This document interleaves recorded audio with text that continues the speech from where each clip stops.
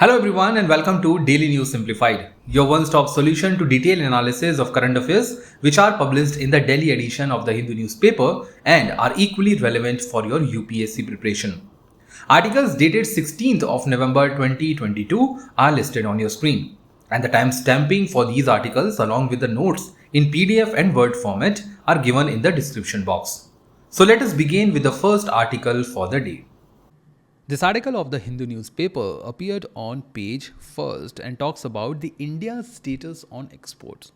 Well, India's export has been shrinking and import on the other hand has been increasing. This was observed in the latest data published by the government in the month of October. The context says that India's merchandise export has shrank by 16.7% in October, while import has grown by 5.7% year on year. And this has been a recent trend in India's overall trade balance. Now, India is a country which normally has a very high trade deficit when it comes to the merchandise. The reason for now would be that there is a global slowdown going on. We know that Ukraine and Russia are fighting with each other. International demand for food grains, international oil demand has been limited because of the sanctions which were imposed on the Middle East countries. And because of that, there is a global slowdown. Inflation is on the high, and that is the reason why interest rate in majority of the countries are being on the higher trend. US Fed Reserve has done the same in this regard. Now, global slowdown has been coupled with the rising domestic demand in India. Now, India has come out of the COVID crisis, and now India is observing a very high rising demand in terms of the merchandise. So overall, what we have seen that exports are shrinking while imports are growing, causing the widening of India's trade deficit. As you can see, the lighter color shows the October last year and the darker color shows the October this year. In both the cases, what we have seen that exports have reduced while imports have increased. Overall trade deficit has also increased in this case. Now, today we are going to discuss about how it is going to impact the Indian economy overall. What is the impact of rising trade deficit for India? The first one is that there will be falling rupee currency rate. It simply means that India's rupee is going to depreciate. Why? Because when we are importing something from outside, we require foreign currency, let's say for the case dollar. When dollar is demanded more, of course, a commodity of dollar will be demanded more, hence it will appreciate. When dollar appreciate, ultimately rupee is going to suffer. What it will cause? It will cause more rupee per dollar, higher import prices, lower export prices, which will further deteriorate India's trade deficit. The next one is, it will quickly dry up India's forex reserve. India is maintaining a very high foreign exchange reserve which crossed $600 billion. But because of the higher trade deficit with rising import, India is going to utilize its foreign exchange reserve in order to pay for the imports. We cannot reduce the imports overnight, especially where the elasticity is very high, such as the oil imports. The next issue is the rising inflation. Now, why inflation is there? See, when we are depending more on the imports, now most of the imports are expensive than the domestic items. And when import bill is high, it is going to impact the overall prices in Indian market. For example, if oil prices are rising, what it will cause? It will cause a multiplier effect on every product that we are utilizing. So let's say you are consuming toothpaste. So now toothpaste is coming from, let's say, Mumbai. Now the transportation cost is based on the oil. Higher oil prices means higher transportation costs, which ultimately impacts the overall inflation in the country. So what it will do? Higher trade deficit leading to the inflation would lead to the impact of burden of higher prices on the poor classes, loss of investment, because higher inflationary level will discourage the domestic demand. When there is overall fall in the domestic demand, producers will be neglecting to invest further. So there will be falling in the investment as well. There will be balance of payment crisis. We are exporting because we are sending more money out of India. So there will be balance of crisis because of the poor balance of trade. It will impact India's long-term policy.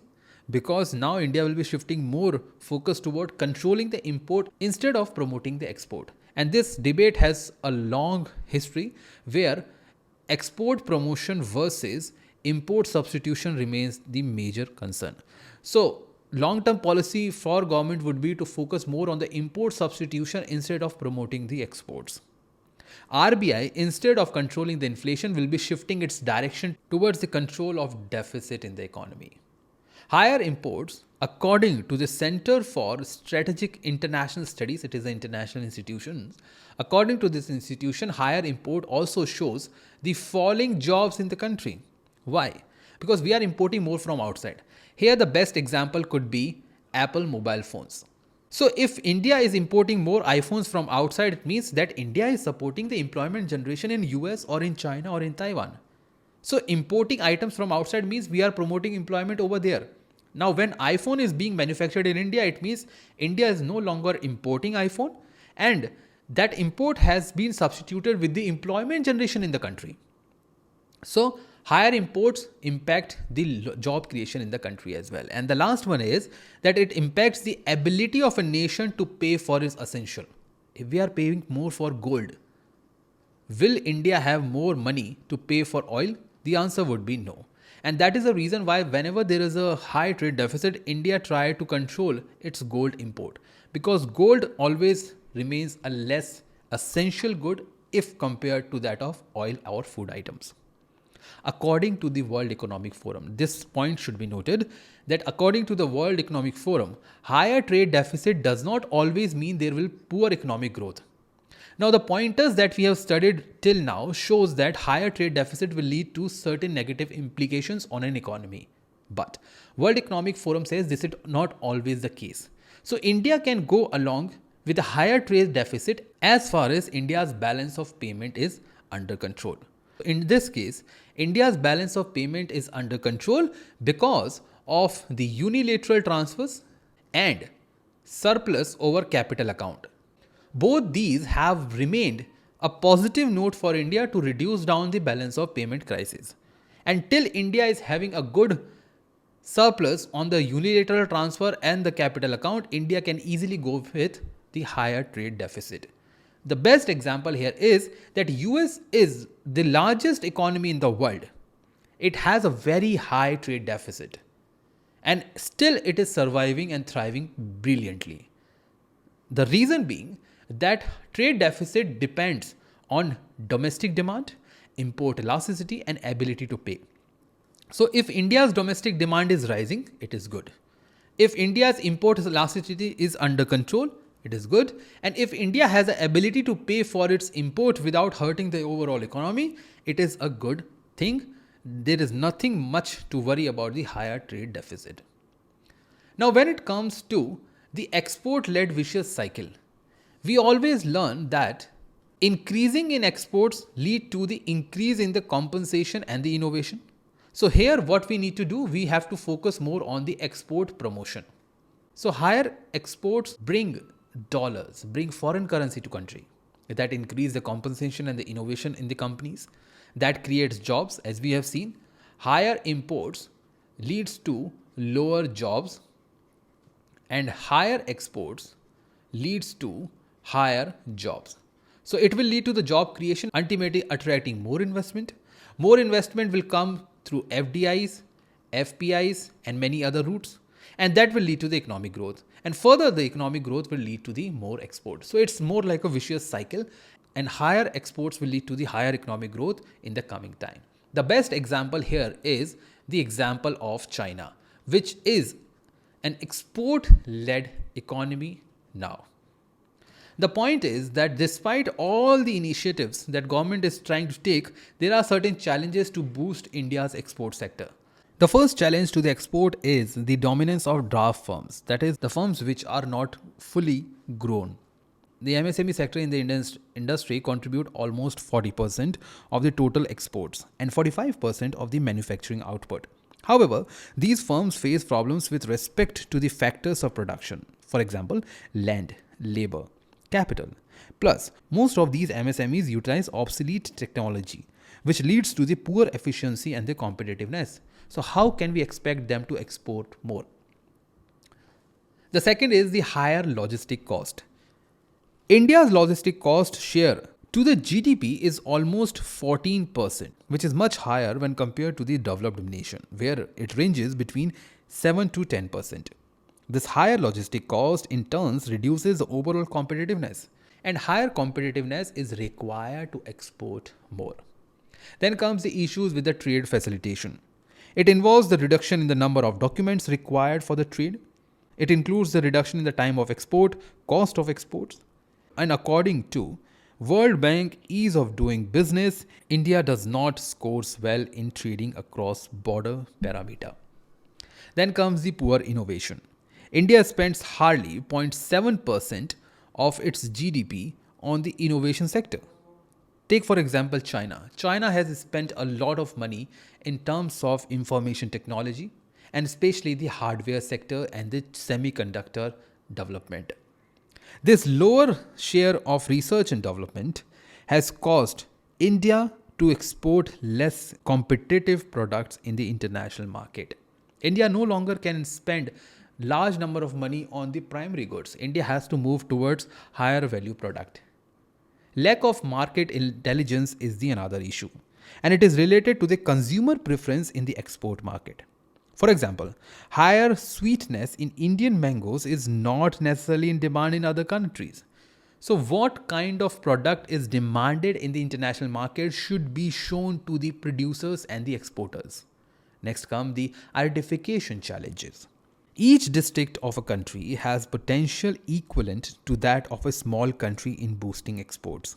However, there is lack of focus on identifying these kind of potential export clusters within a particular state. There's a lack of coordination among different players. So even the governments, different ministries, federalism is becoming a hindrance in the export boosting.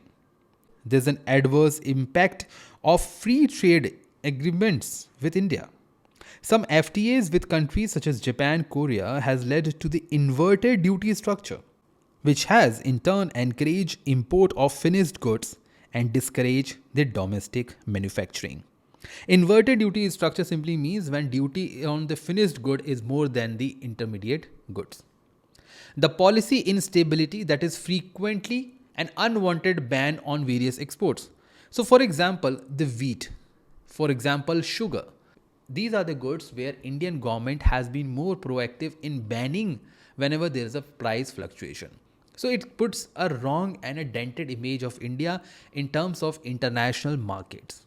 And it also makes India very, very vulnerable when it comes to the supply shocks. So importers in the international markets no longer believe India to be a stable country in terms of policy initiatives.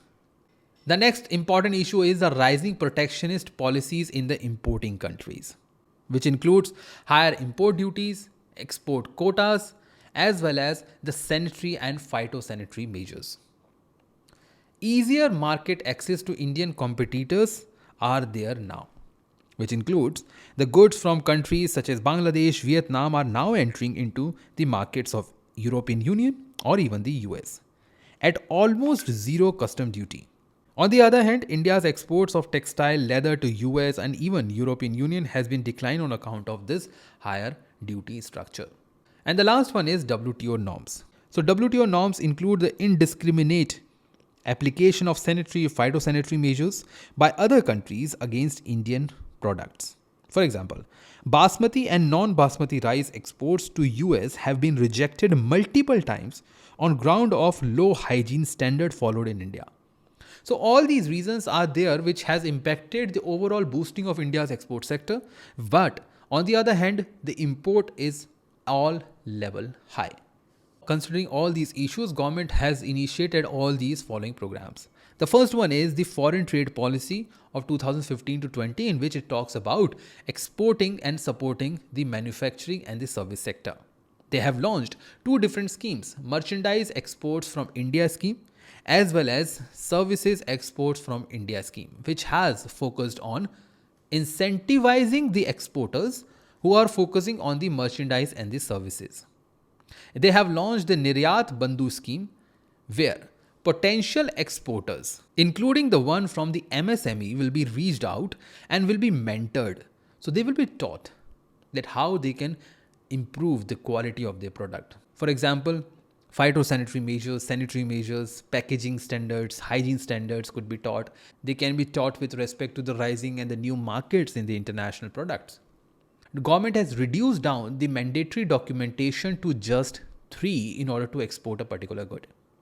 Interest equalization schemes on pre and post shipment has been launched to provide cheaper credit to the exporters.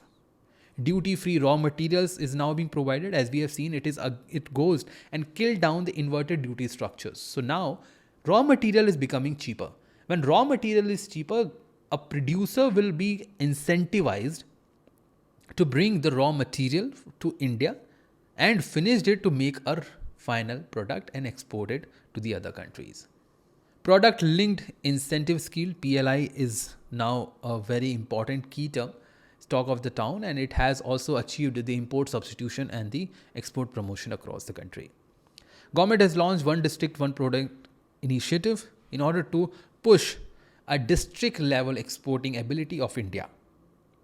Transport and marketing assistance has been given. Status holder certificate has been given, where larger status holder exporters will get more incentives. And lastly, market access initiatives has been started to explore the new markets for new products. In this case, 2 important continents comes to the perspective. The first one is the South America and the second one is Africa. So government is looking to explore these 2 continents in order to provide better stage for Indian exporters to work more. With this discussion placed, now I am going to leave you with this practice question. India's too much focus on export promotion has not yielded the desired result. Identify major challenges in export promotions in India. So you have to identify these challenges that we have just discussed, as well as state major government initiative in this regard that we have already discussed in this discussion. You have to answer this question in 250 words. With this discussion placed, let us now move to the next article for the day. This article of the Hindu newspaper appeared on page 14, that is the business page, and says that 9 of Russia's important commercial banks have opened their Vostro account for rupee trade. Now, there are multiple keywords in this article that you should be clear about. First of all, why these 9 banks have opened their account, what is the Vostro account, and what is a rupee trade. The context is straightforward, as Russia is going to be the only country in this manner to engage with India's rupee-based trade and going to offer 9 such banks to trade with India in rupee term. And these banks are going to open special Vostro account to pave the way for export-import transaction. Now please understand the background. As of now, what nations are doing. As per the Bretton Woods system, and later on, the parity system, what we are observing is that dollar, which is the most traded currency in the world, is used as a common parity between 2 different currencies. So for example, if India is trading with any African country, so India is not going to pay them in their respective currency. What India is going to do is, India is going to convert its rupee to the dollars, and that same will be paid to that particular African nation. But now this medium of dollar will be removed between India and Russia, and both the countries are going to trade in rupee term. So rupee is going to become a common currency between India and Russia. For example, if India has exported a good which has cost $10 billion to Russia, the same $10 billion will now be paid into rupee term, let's say 75,000 crore rupees. Now, Russia is going to utilize the same 75,000 crore rupees to pay for its imports. So, Russia is not going to use dollar. India is not going to use dollar as a medium of exchange for their international transactions. Now, the point is, why Russia has been chosen for the same? For that matter, rupee is not an international currency. Now, please understand this. It is not a status or something. International currency here simply means that a currency which is widely used for the international transaction. Now, rupee is not used widely in terms of the international payments. Hence, it has not earned the status of a common currency as enjoyed by the US dollar. In the same manner, for rupee trade to take place, balance of trade between the trading partners should be required. It means that if India is going to export goods, merchandise, services at a price of 75,000 crore rupees, then the same value, that is 75,000 crore rupees, should be utilized by Russia to import goods and services. So, in this case, there should be a balance of trade. If India is exporting more and Russia is importing less, vice versa, if Russia is exporting more and India is importing less, there will no situation for rupee trade to take place. So, whatever government is going to trade on rupee term is going to be on the balance of trade. It might destabilize, but whatever destabilization would be there, whatever excess or deficit will be there in terms of balance will not be taken consideration under the Vostro account. Now, please understand what Vostro account is. There are two types of accounts which a bank opens for the international transaction. The first one is Nostro and the second one is Vostro. Nostro simply means a Latin word which means us. Vostro is a Latin word which means yours. Now, Russia is going to open a Vostro account. So, according to this, Vostro account is that account which a foreign bank hold with our bank in the domestic currency. Now, what is a foreign bank here? It is a Russian bank. What is our bank? Let's say RBI. And what is a domestic currency? It is Indian rupee. So, Russian bank will open in the Indian banking market in Indian rupee. So, this rupee will be used by Russia for the transaction on the international trade front with India. On the other hand, Nostro is the account, an account which a bank hold in foreign currency in another bank. So, let's say if SBI is the bank, it wants to open in dollar terms, that is foreign currency, in another bank, let's say Fed Reserve of US. Always keep the difference between Nostro and Vostro in handy. And both these transactions are used for the settlement of the trade, foreign exchange transactions, wire transfers, which means digital transfers, foreign exchange transactions enabling deposits and withdrawals, and of course expediting the international trade for which these accounts have been opened. Now, the question arises whether there is any benefit to India in this matter. Now, the first benefit that India will have with this kind of account is that it will provide an ease of trade. More future trade prospect will be created and it will benefit both the countries, that is Russia and India. Ease of trade here simply means now they will not be required to trade in the third country currency. So, they will use their own money, no longer required to depend on the foreign exchange. So, they are no longer be dependent on the third currency as a medium. So, if there is an exchange issue, if let's say rupee is depreciating vis-a-vis dollar, or if rupee is appreciating with respect to dollar, it does not impact the Russian trade with India. So, there will be no impact on the foreign exchange reserve. As we are not utilizing the foreign currency, we are not utilizing the dollar, we are no longer required to maintain the foreign exchange reserve for trade with Russia. It will also create India, it will also make immune. It will also provide an immunity from the exchange fluctuation. So, as we have discussed, whether rupee is appreciating or rupee is depreciating vis-a-vis dollar does not impact the trade with Russia. And last, the same can be used with other nations as well, wherever India find good balance of trade. However, the same comes with a limitation. The first one is it has limited applicability. The countries with which India has a very high balance of trade, for example, in case of China, India has billions of dollars of trade deficit. In that case, utilizing the rupee will not be feasible.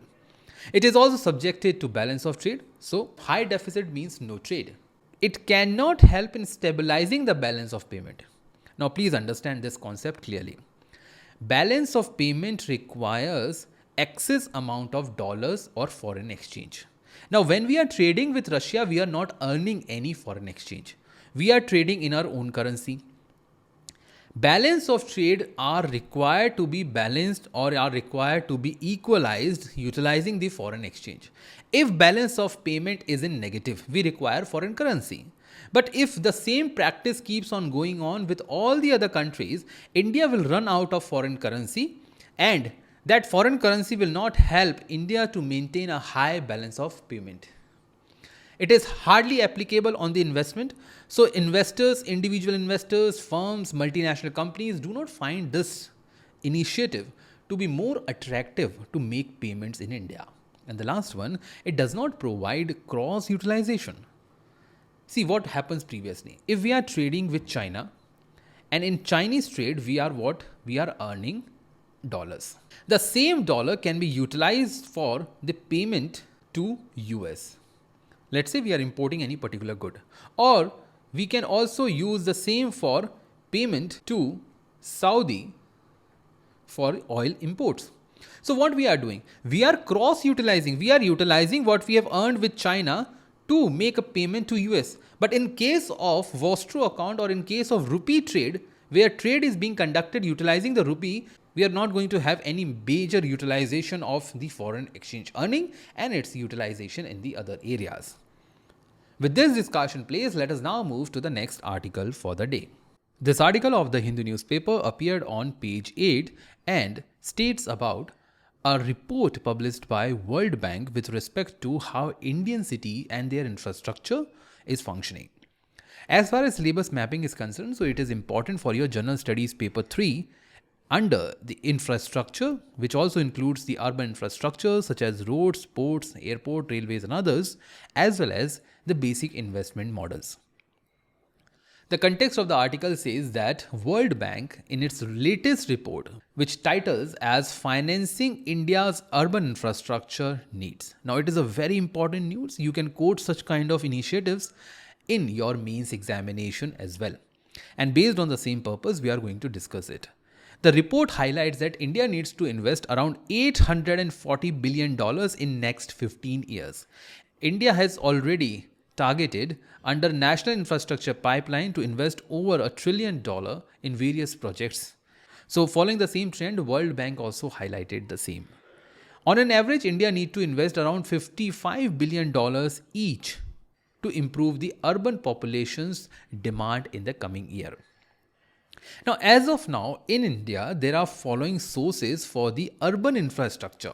See, the article actually talks about that how urban infrastructure should meet the financing needs for its development.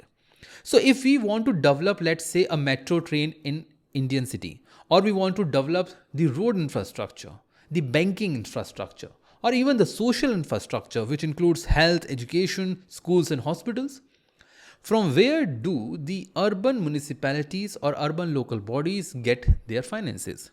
The first is the basic high interest bearing loans, including the debt. And the second most prominent one is the private lendings or the public-private partnership in the projects. Much of India's urban infrastructure is financed by tied up intergovernmental fiscal transfers, which includes the recommendations of Finance Commission also. As far as this kind of intergovernmental fiscal transfers are concerned, it is divided based on the budget allocation. And also, this has limitation. As it is based on the whims and fancies of the political parties, such kinds of transfers may differ from time to time. You will often find that the states which are sharing the same political ideology with that of the central government will get more funding on this front. If we divide the allocation on how much fund is coming to the urban infrastructure from various entities, the highest share comes from the state government followed by the central government. Together they make around 72% of the total allocation. The rest comes from the local bodies, which should actually be the highest one. But in India's case, it is at the third position. It is followed by 3% of the PPP, 2% on the commercial debt, and 8% from various loans coming from the housing and urban development corporations. Now, from this chart, what we normally understand is that in India, The role of central and the state government in determining the infrastructure in the urban cities is far more than what urban local bodies decide themselves. And the basic reason is that the urban local bodies do not have financial funding in their own hand, and they have to rely on the top layer to get the funds. The reason being simple that most of the powers allocated under the 74th Constitutional Amendment Act has not materialized into the real world. So state governments are reluctant to provide all the taxation powers to the urban local bodies, thinking that more allocation of such powers will bring the regional disparity. Why? As we know that highest number of taxation comes from the urban center. If these urban centers or urban cities are allowed to tax themselves to the 100% level, they are not going to spend their money on the rural infrastructure.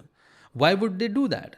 So this is the criteria of the government, that they does not provide the entire taxation powers to the urban local bodies so as to make a right balance between urban and the rural development. We have states like Tamil Nadu where they have created urban finance and infrastructure development companies to provide loans on the concessional terms on urban infrastructure, which is a very good initiative. You can take this example from here. Now, what are the constraints as far as financing is concerned as per this report? Now, first constraint is that there are very limited avenues, opportunities available because of the weak fiscal performance of urban local bodies.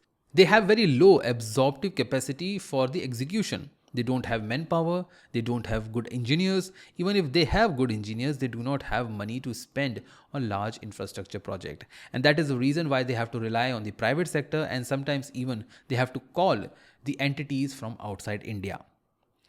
The low service charged by the municipal bodies are not viable in the long term.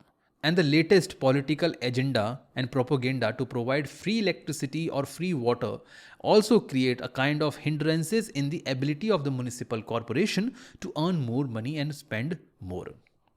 They are unable to recover their operational and even the maintenance cost. For example, Delhi Jal Board. The Delhi Jal Board has always complained to the government that the fees that they are charging for the supply of water is not enough to maintain a good water quality in the city. Next comes their inability to expand their resources and the funding base, the reason being simple that they are not allowed the higher powers of taxation by the respective state governments. And the last one is that the PPP model that we are relying too much upon does not account the risk sharing and the risk transfer mechanism. So sometimes what happens is that a project starts with the PPP partnership and the government changes. The moment government changes, the relation between the private player and the public sector changes. And this leads to the either stagnation of a project or the failure of the project altogether, because they are not taking the political risk into the consideration. Now, the solutions which were highlighted by the World Bank, and these are very good solutions, you can quote such a solution, is that first we need to increase the fiscal base of the municipalities or the urban local bodies and make them revenue buoyant. The second is that they should increase the credit worthiness by revising the property taxes, user fees and even the service charges. Make them financially independent in what they are doing. Recommendations which were given by C40 cities. Now, what is C40? Well, C40 was created in 2005 by the Mayor of London. So it is an initiative created at a mayor's level in the urban local bodies, and it creates a network of world mega cities. And these cities are committed to address the climate change. From India, there are many cities which include Delhi, Bangalore, Jaipur and others. So as per C40 city initiatives, equity investment should be provided. So as a private investor comes to the project development in India, they should be provided a share in the infrastructure project. We should also start focusing on the crowdfunding. Mexico is the country, Brazil is the country where crowdfunding is being utilized for the creation of infrastructure. And lastly, government can also create municipal development funds in which funding from various sectors can come to meet the demand. US is the best example where such kind of practices are being there. If we talk about the best practices when it comes to the financing of the urban infrastructure, Municipal Corporation of Ahmedabad has raised around 200 crores by selling the municipal bond. So municipal bond is one such initiative which was also highlighted by the Finance Commission. Nagpur Municipal Corporation has started a wastewater reuse project under PPP model. So providing them more choices, providing the urban local bodies more avenues to choose the kind of funding process they would like to go with will provide these entities to be financially self-sufficient.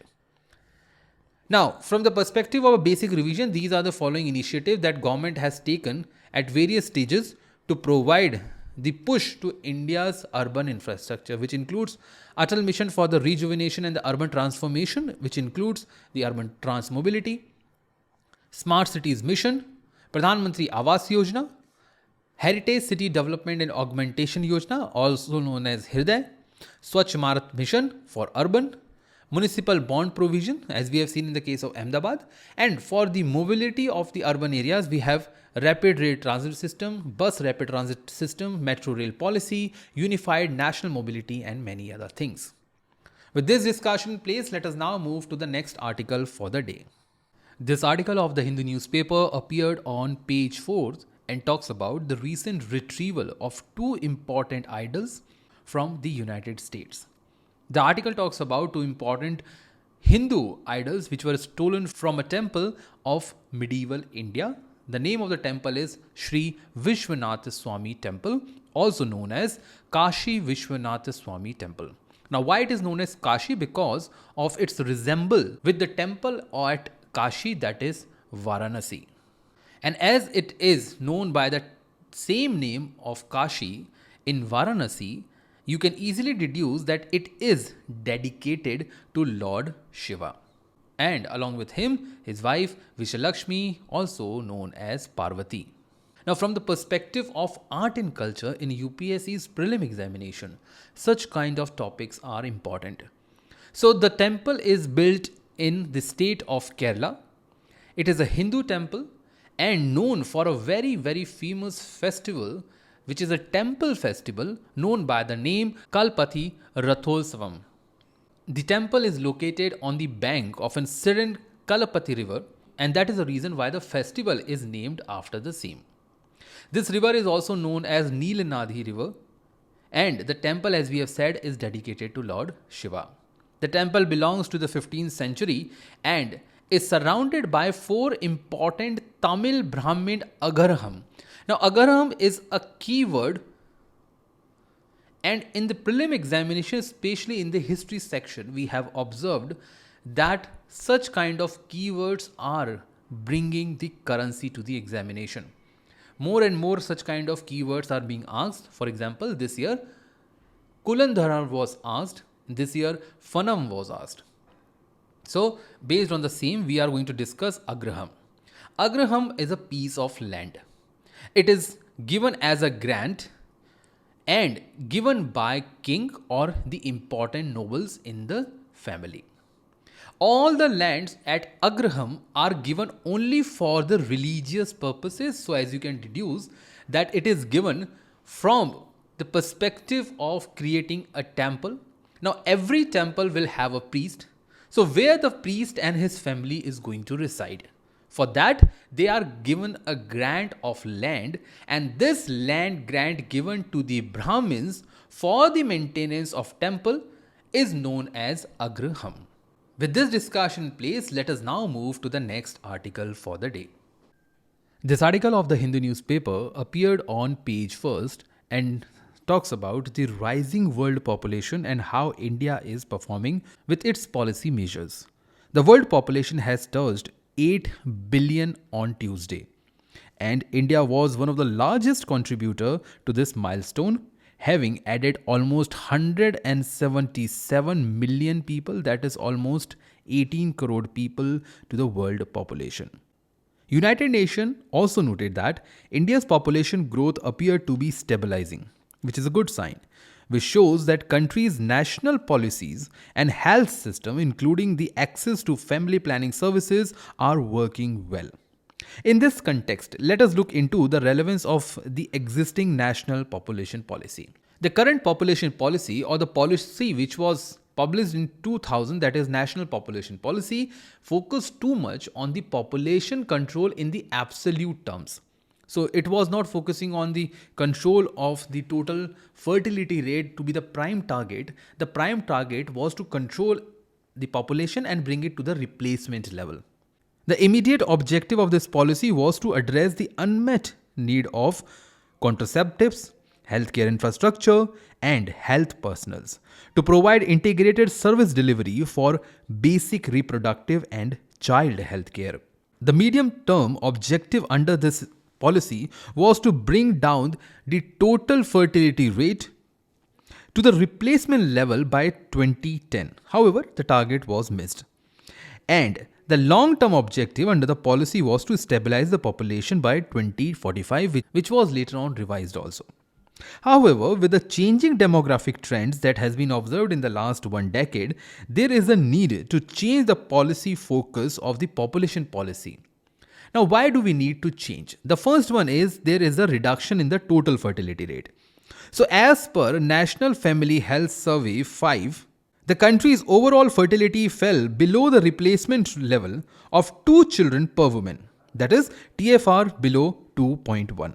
The present population growth is due to population momentum. The population continues to grow because there was a large number of people that were already there and they are in the reproductive age group, which is also showing the high fertility rate of the previous generation. For example, during 1970s and 80s, there were 7 to 8 children per family. India is going to achieve the stable population within few decades, even if we do not actively focus on the absolute control on the population. The second one is that the large aging population is going to be there for India.